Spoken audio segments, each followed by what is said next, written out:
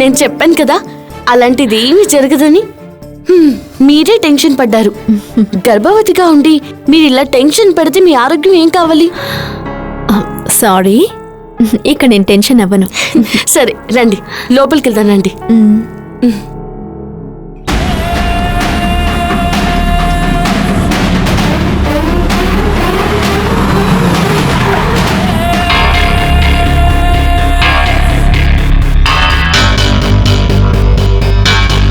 తనే ఈ అమ్మాయి, పల్లెటూరు పిల్ల.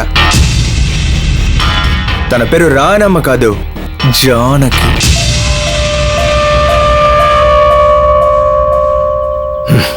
తన్ని లవ్ చేయడం కోసమే అరుణ ఊర్లో ఉన్నాడు. ఇప్పుడేంట్రా అంటే తన్ని ఇంటికే పిలుచుకొచ్చేశాడు. పైగా మెడలో తాలిబొట్టుంది. తను కన్సీవ్గా కూడా ఉంది. మనకు తెలియకుండా ఏదో జరుగుతోంది. భార్యాభర్తల మధ్య ఏం జరగాలో అదే జరిగింది. దీన్ని మనం ఇలాగే వదిలేస్తే రేపు అల్లుడు ఫారిన్ నుంచి వచ్చి తనే నా భార్య అని చెప్తాడు. బావ వేరే దారి లేక సరే అంటాడు. ఆ విధంగా జరిగితే నా కూతురికి ఇంటికి కోడలయ్యే అవకాశం ఉండదు.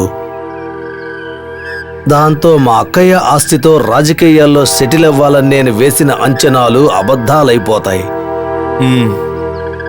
ఆ విధంగా జరగకుండా ఉండాలంటే జానకి ఒక ముగింపు వెతకాలి.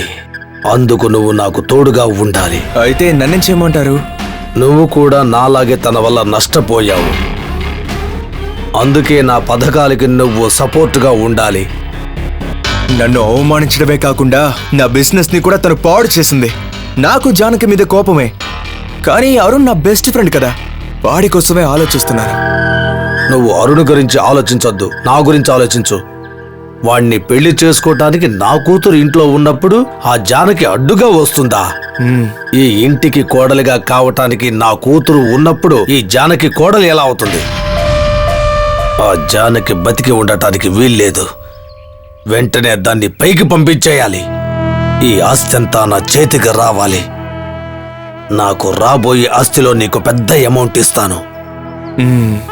దాంతో నువ్వు హాయిగా లైఫ్లో సెటిల్ అవ్వచ్చు. ఏమంటావు? సెటిల్ అయిపో అనే మాట వినడానికి సంతోషంగానే ఉంది, కానీ ప్రాబ్లం ఏదైనా వస్తుందేమోనని భయంగా ఉంది. మన ప్లాన్ బయటికి తెలిస్తేనే కదా ప్రాబ్లం. ఎవరికి తెలియకుండా దాని కథ ముగించేద్దాం. నువ్వు తోడుగా ఉండు, మిగతావన్నీ నేను చూసుకుంటాను. నీకు పెద్ద అమౌంట్ మాత్రమే కాదు, సంవత్సరానికి 10 టెండర్లు ఇస్తాను. దాంతో నువ్వు ఎక్కడికో వెళ్ళిపోవచ్చు. ఏమంటావు? నేనేం చేయాలో చెప్పండి. ప్రస్తుతానికి ఏం చేయాల్సిన అవసరం లేదు. ఒక నెల రోజులు వదిలేద్దాం.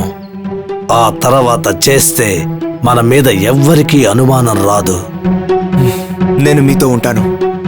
ఎప్పుడు ఏం చేయాలో చెప్పండి, చేసేద్దాం.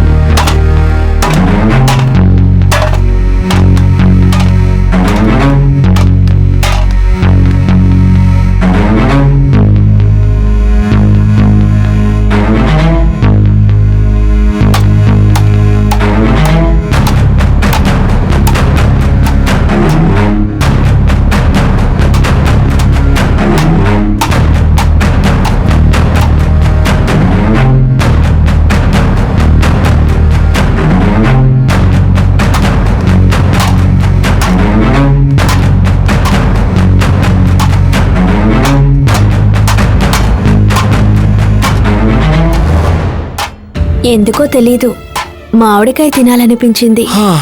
ఇలాంటి సమయంలో నువ్వు కోరుకున్నది తెచ్చివ్వలేకపోతున్నందుకు బాధగా ఉంది.